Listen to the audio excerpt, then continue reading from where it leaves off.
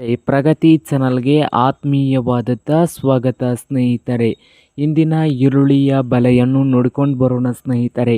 ಹೊಸದಾಗಿ ಯಾರು YouTube channel ನೋಡ್ತಾ ಇದ್ದರೆ ಚಾನಲನ್ನು ತಪ್ಪದೆ ಸಬ್ಸ್ಕ್ರೈಬ್ ಆಗಿ. ನಾವು ಪ್ರತಿದಿನದ ಅಪ್ಡೇಟ್ ನೀಡ್ತಾ ಇರ್ತವೆ ಸ್ನೇಹಿತರೆ. ಚಾನಲನ್ನು ತಪ್ಪದೆ ಈಗಲೇ ಸಬ್ಸ್ಕ್ರೈಬ್ ಆಗಿ. ಇಂದು ಈರುಳ್ಳಿಯ ಬೆಲೆಯು ಎಷ್ಟು ಇದೆ ಅಂತ ನೋಡ್ಕೊಂಡು ಬರೋಣ ಬನ್ನಿ. ಇಂದು ಮೊದಲನೇದಾಗಿ ನೋಡೋದಾದರೆ ಇಂದು ಮೈಸೂರದಲ್ಲಿ 3,000ದಿಂದ 5,000 ರೂಪಾಯಿವರೆಗೆ ಮೈಸೂರದಲ್ಲಿ ಒಂದು ಕ್ವಿಂಟಲ್ಗೆ ಈರುಳ್ಳಿಯ ಅಂದಾಜು ಬೆಲೆಯನ್ನು ಹೊಂದಿದೆ.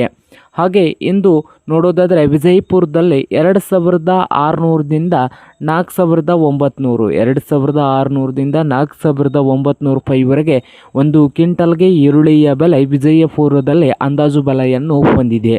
ಹಾಗೆ ಚಿಕ್ಕಬಳ್ಳಾಪುರದಲ್ಲಿ ನೋಡೋದಾದರೆ 3,000ದಿಂದ 5,000 3,000ದಿಂದ 5,000 ರೂಪಾಯಿವರೆಗೆ ಚಿಕ್ಕಬಳ್ಳಾಪುರದಲ್ಲಿ ಒಂದು ಕ್ವಿಂಟಲ್ಗೆ ಈರುಳ್ಳಿಯ ಬೆಲೆಯನ್ನು ಹೊಂದಿದೆ.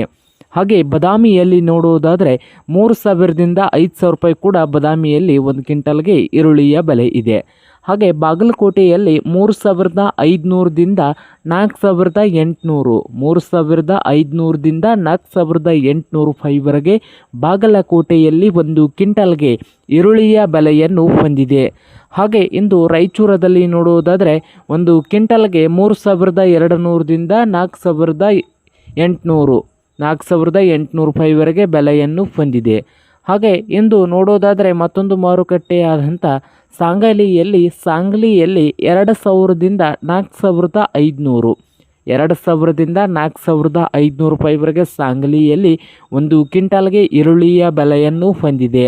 ಹಾಗೆ ಇಂದು ಬೆಂಗಳೂರಿನ ನೆಲಮಂಗಲದಲ್ಲಿ 4,000ದಿಂದ 6,000 4,000ದಿಂದ 6,000 ರೂಪಾಯಿವರೆಗೆ ಬೆಂಗಳೂರಿನ ನೆಲಮಂಗಲದಲ್ಲಿ ಒಂದು ಕ್ವಿಂಟಲ್ಗೆ ಈರುಳ್ಳಿಯ ಬೆಲೆಯನ್ನು ಹೊಂದಿದೆ. ಹಾಗೆ ಇಂದು ಗಂಗಾವತಿಯಲ್ಲಿ ನೋಡುವುದಾದರೆ 3,400ದಿಂದ 5,000 3,400ದಿಂದ 5,000 ರೂಪಾಯಿವರೆಗೆ ಗಂಗಾವತಿಯಲ್ಲಿ ಒಂದು ಕ್ವಿಂಟಲ್ಗೆ ಈರುಳ್ಳಿಯ ಬೆಲೆಯನ್ನು ಹೊಂದಿದ್ದು, ಕಲಬುರಗಿಯಲ್ಲಿ 3,500ದಿಂದ 5,000 ರೂಪಾಯಿ 3,500ದಿಂದ 5,000 ರೂಪಾಯಿವರೆಗೆ ಕಲಬುರಗಿಯಲ್ಲಿ ಒಂದು ಕ್ವಿಂಟಲ್ಗೆ ಈರುಳ್ಳಿಯ ಬೆಲೆಯನ್ನು ಹೊಂದಿದೆ ನೋಡಿ ಸ್ನೇಹಿತರೆ.